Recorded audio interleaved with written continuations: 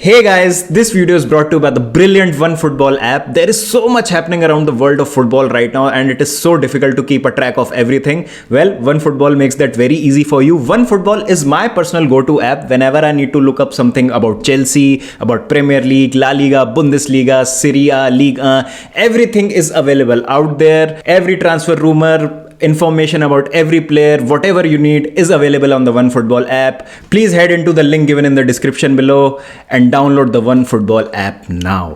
तो कल एक बहुत ही ज़्यादा एक्साइटमेंट और एंटिसिपेशन से भरी हुई शाम थी। चेल्सी खेल रही थी, नॉर्थ लंदन डार्बी थी, लिवरपूल का मैच था ब्राइटन से, एक नई ब्राइटन के अगेंस्ट डिजर्बी की ब्राइटन। तो बहुत सारा एंटिसिपेशन और इंतज़ार था फैंस में। और इंटरनेशनल ब्रेक के बाद यही होता है अक्सर कि भाई हम इंतज़ार करते हैं कि कब हमारी टीम्स आएँ, देखें कि भाई फुटबॉल जो है वो स्टार्ट हो फिर से क्लब फुटबॉल। तो कल स्टार्ट हुआ, बहुत मज़ा आया और जैसा हमने एक्सपेक्ट किया था, crazy round of premier league fixtures. तो सबसे पहले मैं चेल्सी के मैच से ही स्टार्ट करना चाहता हूँ। आई थिंक अगर मैं बहुत इसको मैं शॉर्ट में अगर समराइज़ करके आपको एक रिव्यू दूँ तो I think Chelsea were lucky. Performance बिल्कुल अच्छी नहीं थी। I think again same problems are there. जब हम ओवरलोड्स क्रिएट करने की कोशिश करते हैं तो बहुत ज़्यादा अपने आप को एक्सपोज हम छोड़ देते हैं और जब कुछ नहीं हो रहा होता है हमसे तो वही साइडवेज पासिंग इधर उधर, और the only source of creativity that we have is our wide channel. या तो रीस जेम्स राइट साइड से, नहीं तो बेन चिलवेल लेफ्ट साइड से। वही चल रहा था, काफ़ी देर तक वही चल रहा था, लेकिन उस बीच में हमको कुछ चांसेस भी मिल रहे थे जो आई थिंक हमको लेने चाहिए थे। मेसन माउंट को तो बहुत अच्छे चांसेस मिले थे। एक तो उन्होंने हेडर मिस किया, उसके बाद एक बॉक्स के अंदर जो इनडायरेक्ट फ्री किक मिली थी वो उनको स्कोर करनी चाहिए थी। काफ़ी अच्छा चांस था वहाँ पर जो लिया जा सकता था।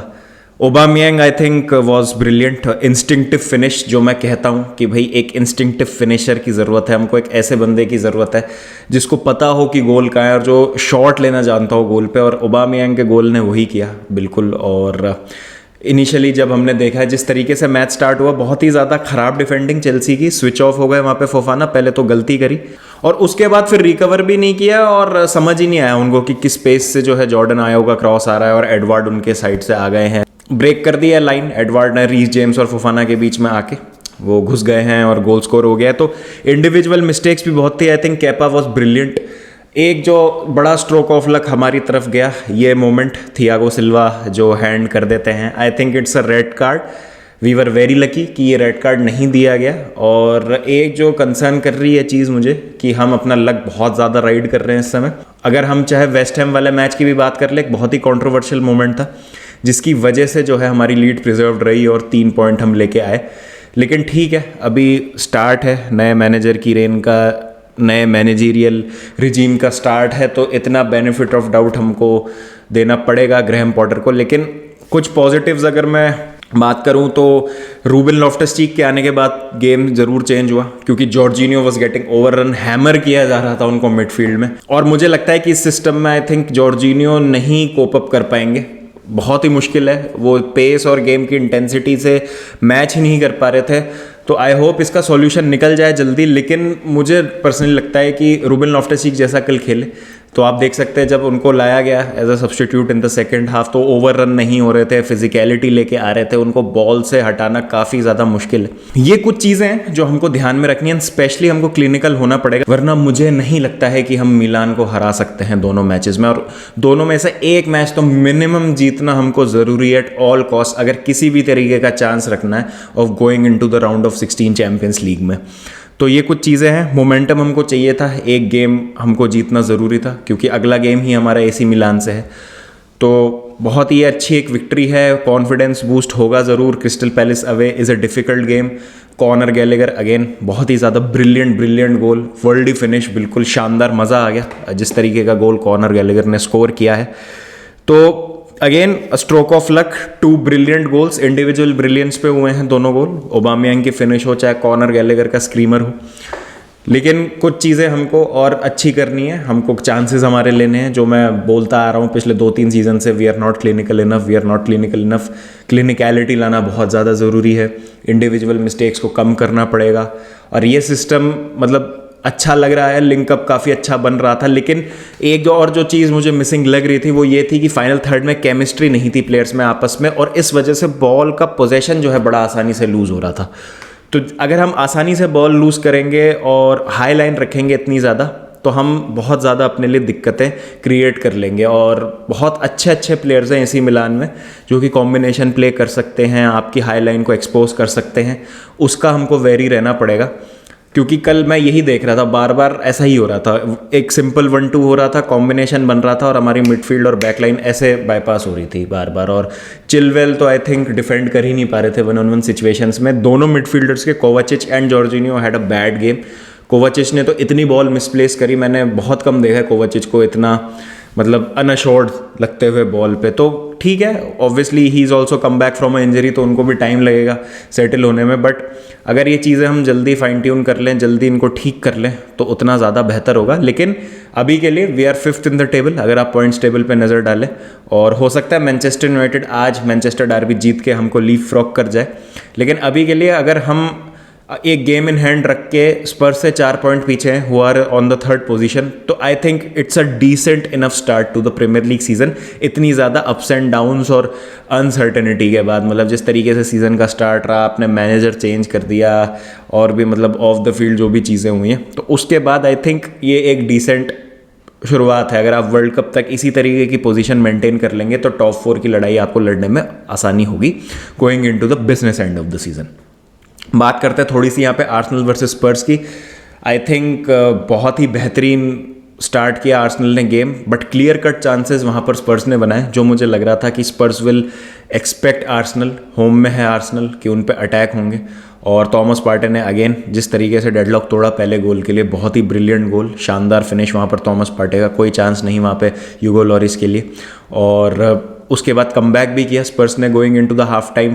1-1 का स्कोर था। फर्स्ट हाफ में मुझे लगा कि क्लियर कट चांसेस स्पर्स के ज़्यादा बने, चांसेस ज़्यादा आर्सेनल के बने, लेकिन क्लियर चांसेस स्पर्स के ज़्यादा बने, ऐसा मुझे लगा। और स्पर्स खुश होगी हाफ टाइम पे जाते हुए लेवल स्कोर पे, 1-1 के स्कोर पे ज़रूर, मतलब स्पर्स को सही लगा होगा कि एक जो स्पेल ऑफ प्रेशर था, सस्टेन्ड स्पेल ऑफ प्रेशर था, वो उन्होंने एब्जॉर्ब कर लिया है।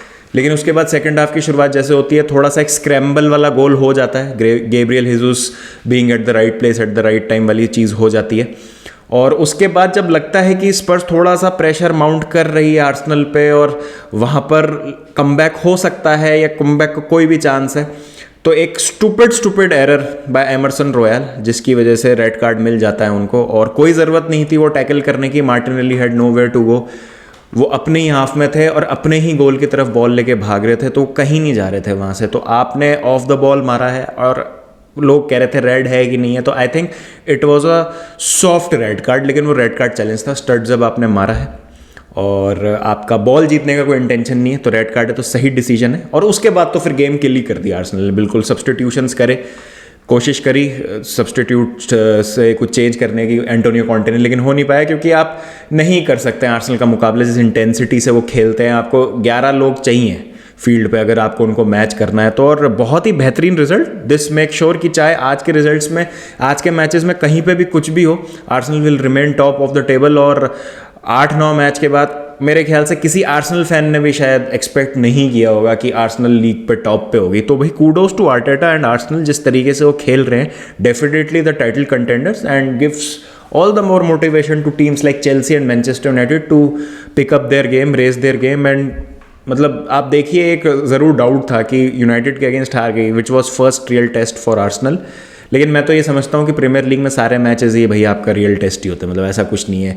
बट हाँ, एक ये पॉइंट ज़रूर है कि आप टॉप 6 राइवल के अगेंस्ट कैसा परफॉर्म करेंगे। तो Arsenal have come out of this north London derby with flying colours, और कोई इसमें डाउट नहीं है कि आर्सेनल जो है टाइटल रेस को एंड तक लेके जाएगी। अब जितने भी डाउटर्स हैं सबको शांत कर दिया है, भाई थॉमस पार्टे नहीं है, क्या होगा। तो बिना थॉमस पार्टे के भी आर्सेनल बीच में अच्छा खेल गई, कल फिर पार्टे के आते ही आपने देखा क्या हुआ। ओडेगार्ड नहीं थे ब्रेंटफोर्ड वाले गेम में, क्या होगा। Fabio Vieira stepped up. तो मतलब क्वालिटी है, डेप्थ है, और मतलब मुझे लगता है कि एक आर्टेटा को मिल गई है भाई उनकी राह, टीम को समझ आ रहा है किस तरीके से खेलना है। तो डेफिनेटली यहाँ पर जो है हमको बैक करना पड़ेगा आर्सेनल को, और सीरियसली लेना पड़ेगा उनको, that they will be there on thereabouts. अगर हम टाइटल रेस की बात करें तो बहुत ही अच्छी परफॉर्मेंस कल स्पर्स के against, and well deserve 3 points. और आर्सेनल ने एक स्टेटमेंट दिया है भाई कल का मैच जीत के, तो बहुत ही बढ़िया। अच्छा, यहाँ पर मैं ब्राइटन और लिवरपूल की बात, मैं मैच की बात नहीं करूँगा ज़्यादा, मैं एक जो बात करना चाहता हूँ, क्योंकि मैच मैंने ऑब्वियसली देखा नहीं है, साथ में चेल्सी का मैच चल रहा था, मैं सिर्फ हाइलाइट्स देखी, हाइलाइट्स देख के मैं बात नहीं करना चाहता इस मैच की। मैं ट्रेंट की बात करना चाहता हूँ। अब क्या हो रहा है कि ट्रेंट अलेक्जेंडर आर्नल्ड को बहुत ज़्यादा अनड्यू हेट मिल रही है, और ये जो एक चीज़ है मुझे सोशल मीडिया की, मुझे बिल्कुल अच्छी नहीं लगती। We have seen good players fall apart because of the banter that social media throws at them. और ठीक है, यहाँ पर आप बोल सकते हैं कि यार प्लेयर्स हैं, प्रोफेशनल्स हैं, अर्निंग सो मच मनी, और ये है वो है, मेंटली स्ट्रांग होना चाहिए, ये तो part and parcel of the game है। मुझे लगता है कि as a community, as a footballing community all over the world, मैं ऐसा नहीं कह रहा हूँ कोई एक सेक्शन ऑफ फैंस, बट हम बहुत ज़्यादा इनसेंसिटिव हो गए हैं आजकल। सेम चीज़ फिल जोन्स के साथ हुई थी। फिल जोन्स के आई थिंक करियर का मेरे ख्याल से डाउनफॉल का कारण ही यही रहा है, जिस तरीके का अनड्यू हेट उनको मिला है।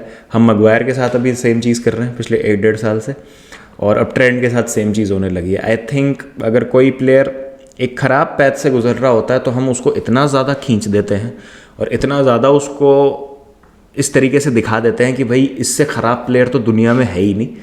और वही अभी ट्रेंट के साथ हो रहा है। He is going through a unfortunate spell जहाँ पर उनकी डिफेंडिंग अच्छी नहीं हो रही है, अटैकिंग वाइज भी वो कंट्रीब्यूट ज़्यादा कर नहीं पा रहे हैं। ऑब्वियसली कल के मैच में शायद उनको एक चांस मिला था, बट अभी तक उनके नंबर्स बहुत अच्छे नहीं रहे हैं, जिसने उनके मतलब रिडिकुलसली हाई स्टैंडर्ड्स जो उन्होंने सेट किए हैं। तो बहुत अजीब सी बात है ये, जो आई थिंक जब तक आपके प्लेयर पे नहीं आएगी मतलब आप रिलेट नहीं कर पाएंगे शायद, लेकिन ये थोड़ा सा यार मेरे हिसाब से इस पर अंकुश लगना चाहिए, जो कि नहीं लगेगा ऑब्वियसली, बिकॉज जितने भी मीम पेजेस हैं, बैंटर पेजेस हैं, और जिनको भी ये हरकत करनी है वो करते रहेंगे, उनको आप रोक नहीं सकते हैं ये करने से। बट मुझे बस ये लगता है कि हम कई अच्छे प्लेयर्स ना खो दें इस बचपने के चक्कर में और इस फालतू की ड्रामे के चक्कर में। मतलब अगर आप रोनाल्डो का भी केस देख लीजिए, जिस तरीके से रोनाल्डो की अभी एक चीज़ सामने आई है कि he is not in the correct mental space, तो आई थिंक सोशल मीडिया का भी बहुत बड़ा रोल है उसमें, कि जिस तरीके से हम एक प्लेयर को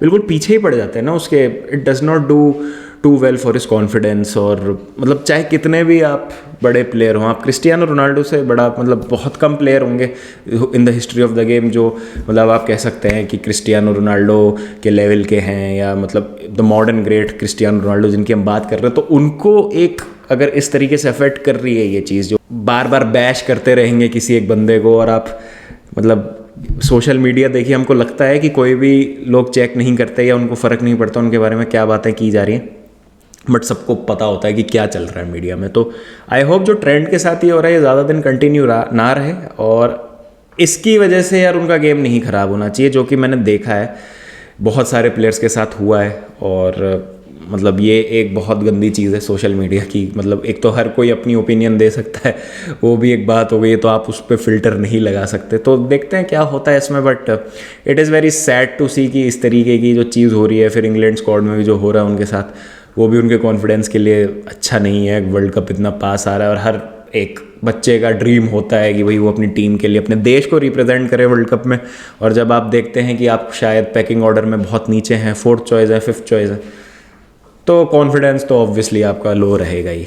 तो कई सारी चीज़ें लिवरपूल के साथ सिर्फ ट्रेंड ही नहीं है, बहुत सारी दिक्कतें हैं जिनकी बात हम डिटेल में रिव्यू स्ट्रीम में करेंगे। बट आज हमारी सारी नज़रें जो हैं वो मैनचेस्टर डार्बी पे रहेंगी। बट कल के मैचेस में जो हुआ, आप मुझे बताएं आपका फेवरेट मोमेंट क्या था, और what do you think Chelsea can do better going forward, are Arsenal firm title favourites, and what's wrong with Liverpool. ये सब चीज़ों का आप मुझे ज़रूर जवाब दीजिए कमेंट सेक्शन में। और कल फिर जब मैनचेस्टर डार्बी हो जाएगी उसके बाद फिर अपन सारे मैचेस का एक साथ पूरे गेम वीक का रिव्यू करेंगे एक लाइव स्ट्रीम में। चलिए गाइस, फिर मिलते हैं नेक्स्ट वीडियो के साथ। ध्यान रखें अपना, टेक केयर एंड पीस।